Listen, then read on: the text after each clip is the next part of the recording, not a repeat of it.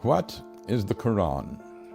It is a set of 7th century revelations from God made to Muhammad in 2 cities, Mecca and Medina, in what is now Saudi Arabia.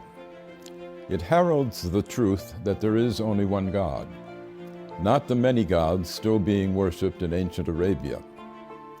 Of course, this was not the earliest revelation that there is only one God.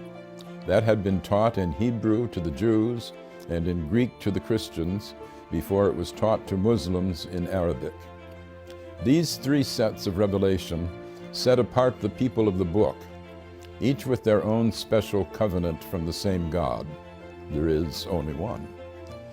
We believers in one God are on the same team, as it were, and should protect one another's places of worship, listed in the Quran as monasteries, churches, synagogues, and mosques, where God's name is much invoked.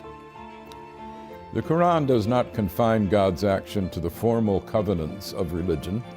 God tells us that He sends messages to all men all the time, beginning with Adam, who repented his sin in the garden and became the first prophet.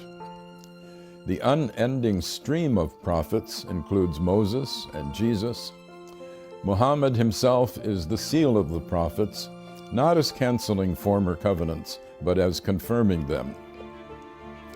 But the love of God is not brought only by human messengers in the Quran. Creation itself is a set of messages from God, which speak a divine code that we are told to decipher. God's intent can be seen in the beauty and power of the universe.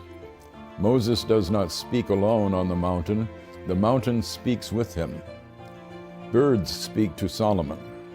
The world is constantly signaling to us, bringing us insights into the beauty and power of its maker. This should call us to a reverence for God's handiwork, an important message for our ecologically challenged era. The Quran has more of poetry in it than of legislation.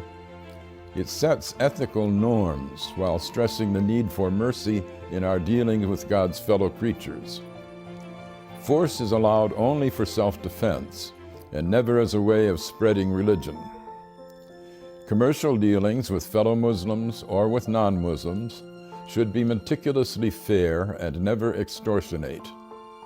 The relations of the sexes were still polygamous in the 7th century, as among the ancient Hebrews and the original Mormons, but women are to be honored.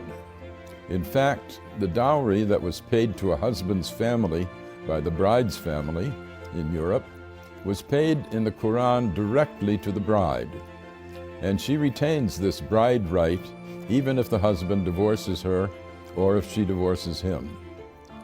This carved out an area of women's rights unparalleled in the 7th century. The Quran is a book of many levels and great depths. Even non-Muslims can learn from it, as Pope Francis has proclaimed. I am Gary Wills for the Amir Stein Center.